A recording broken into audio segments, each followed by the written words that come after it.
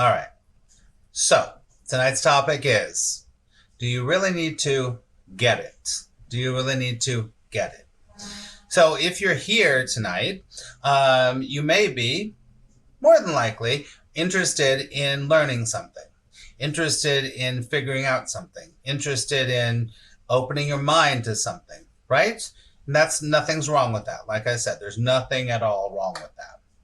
As we go on a spiritual path, I'll take this out. We study, we meditate, we contemplate, we do community service, we do a million different things. We do yoga and all this stuff.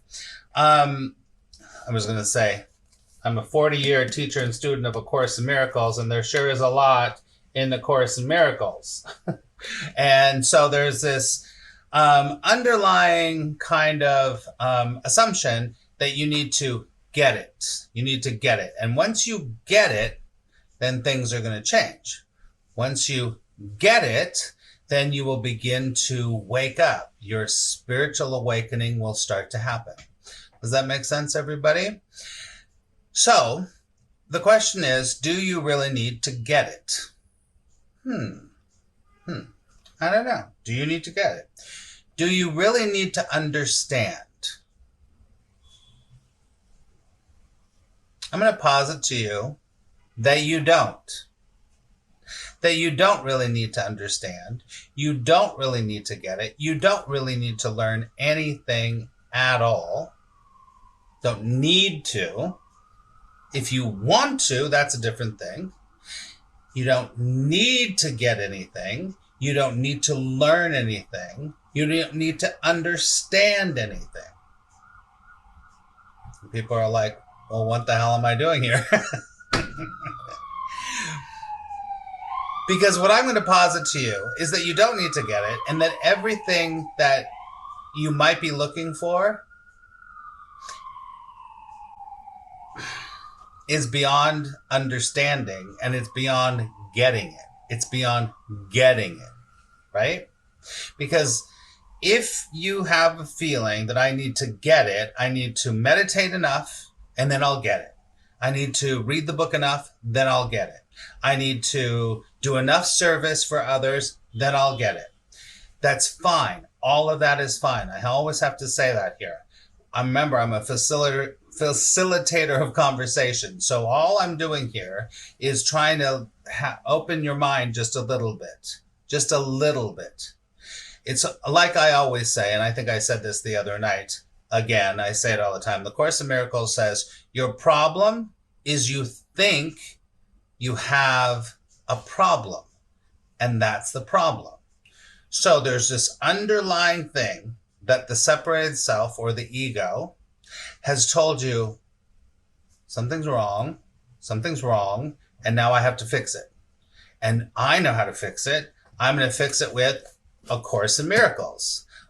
Something's wrong, I'm going to fix it with meditation.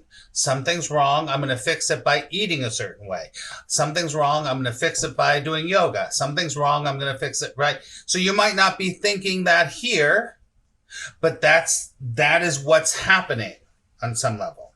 Now, this is very different. What I'm posing to you right now is very different than going, wow, I'm interested in learning something new. That's a very different thing. Very different, right? I'm interested in that, which is very different. Not on a quest to try to get somewhere where you think that you're not. Take a deep breath.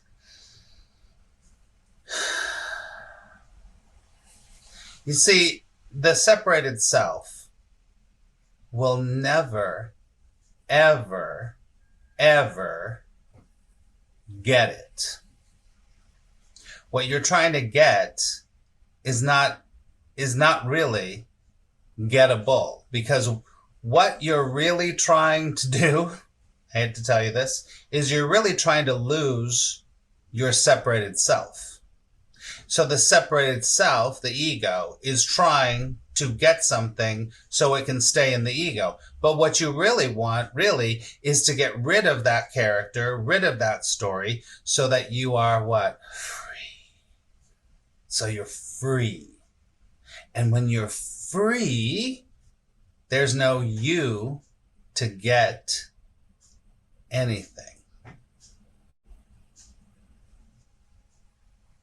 What I'm proposing to you, I'll say that again, let me say that one more time, is that this isn't about getting anything. What I'm putting forward to you.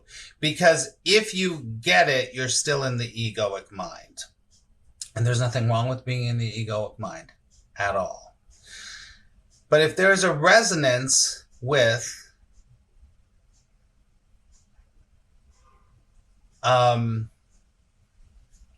something that's beyond all of that stuff, then all your thinking, all your meditating, all of your trying, all of your studying is not going to help you. Because it's so obvious that you're already there.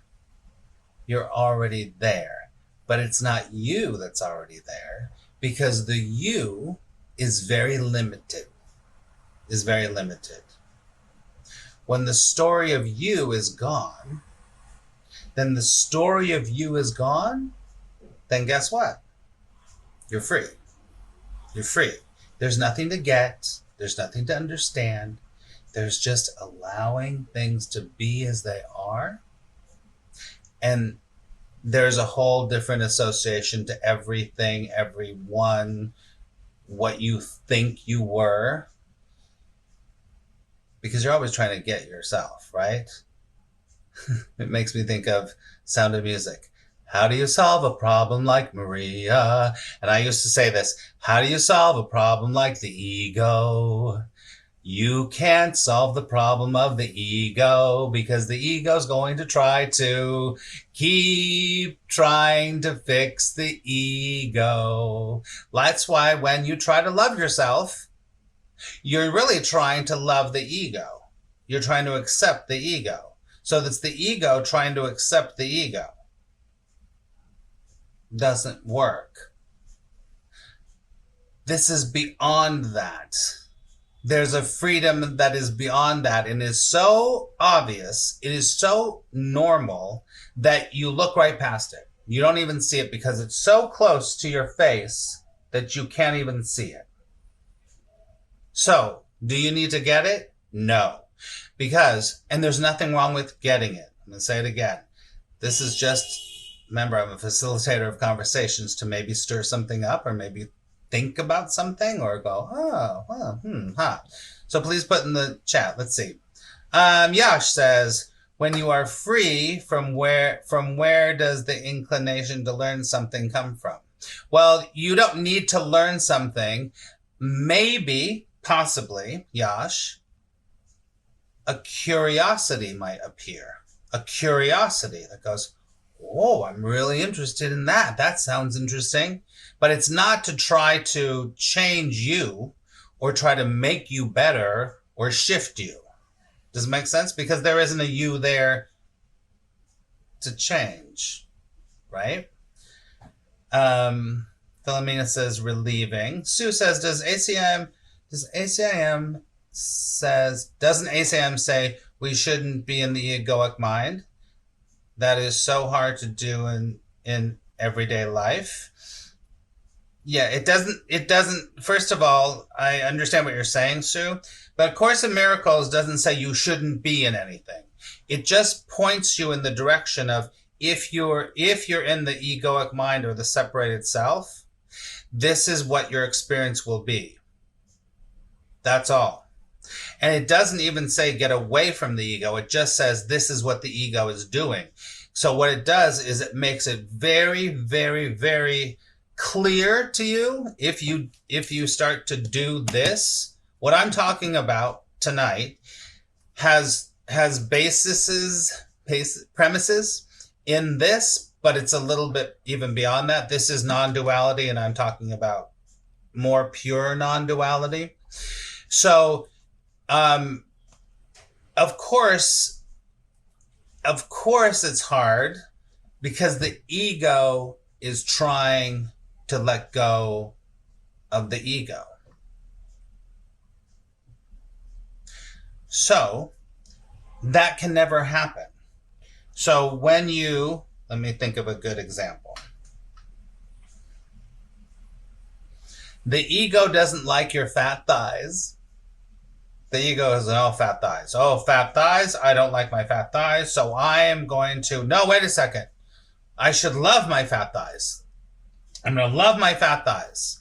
Okay, I'm going to love my fat thighs. And then you look in the mirror and you're like, I'm going to love my fat thighs. I'm going to love my fat thighs. I'm going to love my fat thighs because that's what I'm supposed to do. It's not going to work for a number of reasons. But first of all, when you say, I hate my fat thighs, or I need to love my fat thighs, right? You're still saying they're fat thighs. That's a judgment, right? So it's a judgment that you're saying that you have fat thighs. You're not allowing your thighs to be exactly what they are. Fat is an evaluation or a judgment, right? So when you try to love these parts that you don't like already, it doesn't work. Or you can convince yourself for a while, you're like, yeah, I like my fat thighs. Listen, there's nothing wrong with fat thighs. But do you understand what I'm saying? Do you understand where I'm going with this?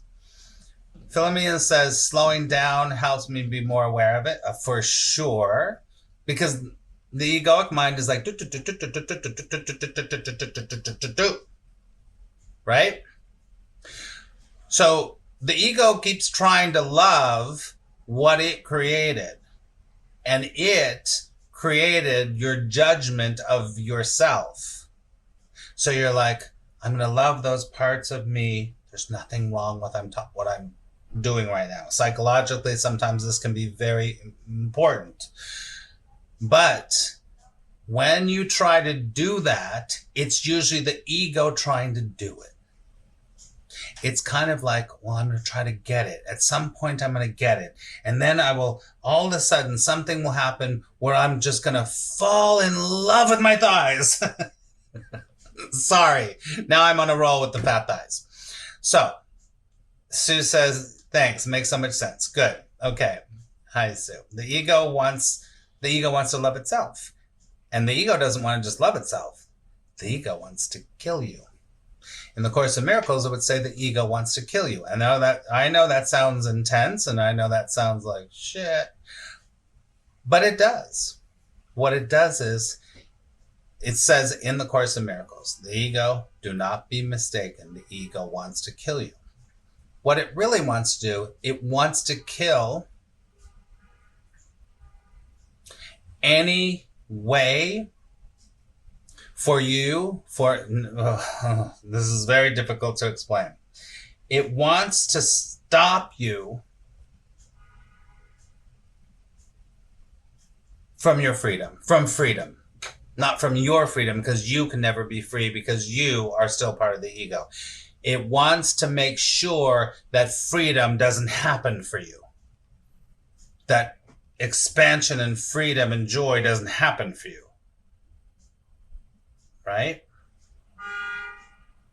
Yash says it wants to survive.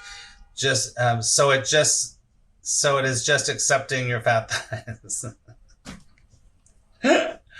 People are like tuning in going, I thought this was spiritual. Of course it is, but we have to look at this. This is how the psychology of the egoic or the separated self works.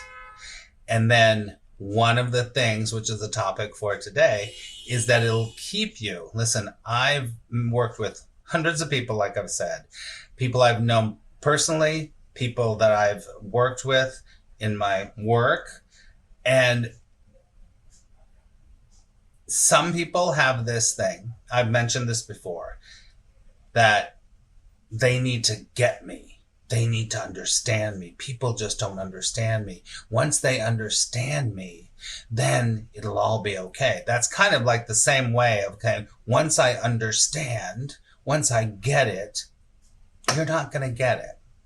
You might temporarily learn something, but you're not going to get it. What's being spoken of here is something that's so far beyond that, but as closer than your own breath. You know, one of the things in A Course in Miracles that Jesus says that God is closer than your own breath. What is closer than your own breath? What's closer than your own breath? The most obvious thing in the world. The only reason that you're not experiencing freedom is because you think that God, source, love, freedom, it's all the same thing, really, is somewhere over there, and you have to learn it and you have to get it. It's right here. There's nothing to do. There's nowhere to go. There's no better version of you. With all that said, like I said earlier, once the story of you goes away, it might be called the collapsing of you, but there was never a you there because it's not real anyway. Once that seems to go away, then what might appear is a curiosity, like, oh, I want to learn that. Or that sounds interesting, I want to do that, right? Which is very different than, this is going to save my life.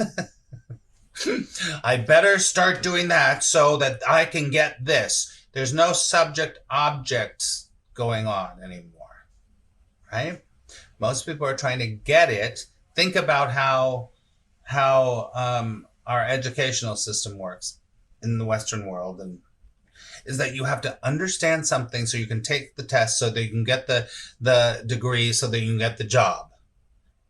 This is not like that at all, because it doesn't matter at all if you get it. It doesn't matter if you graduate. It doesn't matter if you blah, blah, blah, blah, blah. You could have the kids, get the job, whatever. It doesn't matter, because that's still in the small little realm of the separated world. All right, take a big deep breath. Let's see what you have to say. Tea Lady says, so the ego is always bad or negative? No, not really. It's nothing is either good or bad, but thinking makes it so. It's just how it works. It's just how it works. So I know it sounds so like, oh, it wants to kill you. But at the same time, the separated self doesn't want freedom. The ego can be full of fun and adventure, for sure. And that might happen. Definitely. But there's always a sense that you're doing it to get something else. You're doing it to get something else. Right? Let me see. Hold on. It wants to survive. It does. Steve says, so what do you do? Hold on a second. Thank you for the, hi Lynn. Thank you for the donation. I gotta go back. What do you do with emotions and the feelings and crap? Emotions are just what happens. What you do with the emotion is up to you, right? So the emotion can be a negative emotion or a positive emotion, but when you're in the state of the separated self is gone or almost disappeared, all emotions are looked at the same way. So It's okay to feel sad. It's okay to feel happy. It's okay to feel joy. It's okay to feel anger. It's okay to feel, it's just is what it is, just appearing to be what it is. Right, Steve? Does that make sense? And so the ego always wants to control no matter what. Yeah, it is the ego, the separated self, is based in control. It's all about control. Sorry, I have to just go back up here. We are already infinite silence. Yes, that's a way to say it. Sure, that's good, Sue. I like it. The truth of who we really are. Gwen says, I get it. I've already got it.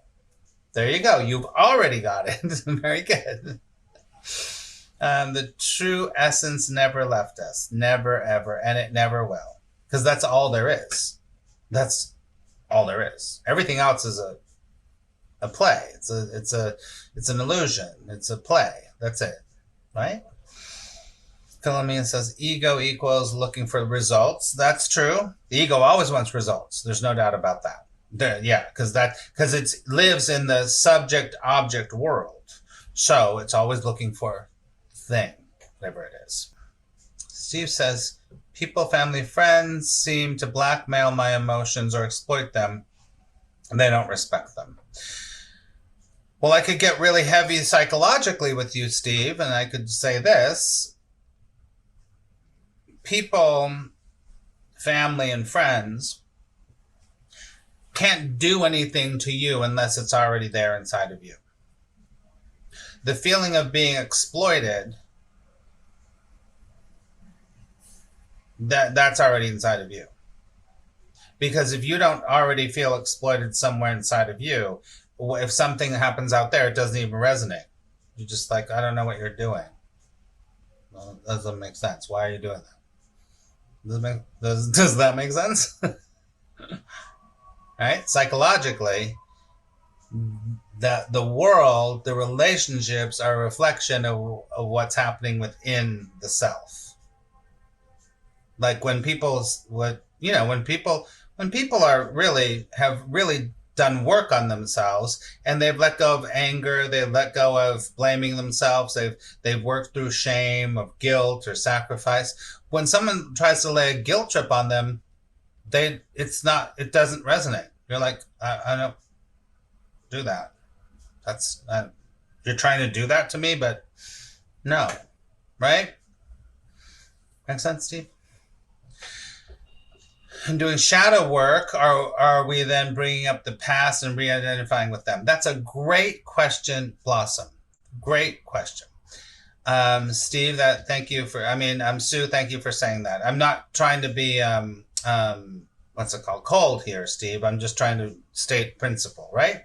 So, Blossom brings up a really good point about shadow work. In the separated self, in the illusion, there is principle, right? There are principles in that separated state. When you're free, you're not the heir to those things anymore. It just doesn't resonate, right? So when you're doing shadow work, or we then bringing up the past and re-identifying with them. Well, real shadow work, because I've done a lot of work with shadow work in my life, is that what you're doing is that you're facing, let's say you're facing the fear.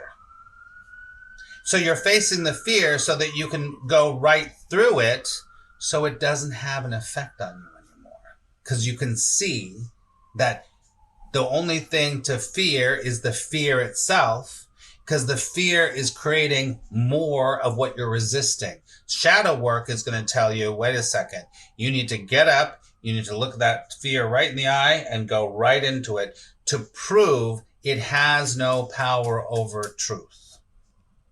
So you do re-identify with it, but the re-identification with it is not the end. You have to go right into it. Does it make sense, Blossom? Yes, you don't need to work on anything. You don't really need to work on anything. Then. So I'm exploiting myself. I'm trying to understand. I think I understand. They do deny them, though. Of course, yeah, they deny them, for sure. Well, They deny them. So ask yourself, where are you denying yourself? What are you denying in yourself? It sounds like you need acceptance. It sounds like you're looking for acceptance.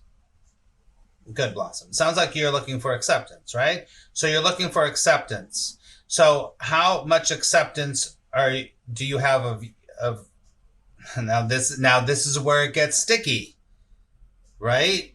So then the ego is going to try to accept itself.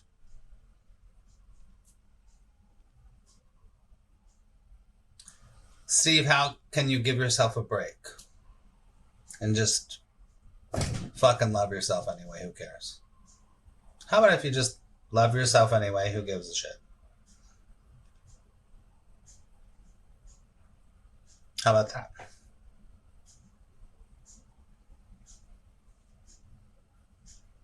Yes, your egoic mind and separated self is always going to feel like it loses power because it doesn't have any and it wants some. The truth doesn't need any power. It is power. And power is such a weird word anyway, but I hear what you're saying. Anon says, Steve, what triggers you is a trauma, wounds that need to be released. It could be, Anon. It could be. Not necessarily, but it could be. Oh, Blossom, you're sweet. That might be the best answer. Right. Just love yourself anyway. Accept yourself anyway. Because it sounds to me that there's an acceptance issue. I could be wrong. If we were sitting together one-on-one, I would really get it. Sue says, Steve, that sounds like a trigger and we can learn from triggers. Very well said. Maybe it can be teaching you to set boundaries. Be careful with the setting of boundaries, though. Oh, Blossom, thank you so much. Why do I say be careful with boundaries? Because sometimes you need boundaries. But ultimately, if we continue to have boundaries and we rely on boundaries, then we're proving that something outside of the boundary has any power over us or has any power over our freedom. And nothing does. Nothing has any power over that. Not even death doesn't have any power over that freedom. All right? All right, take a big deep breath.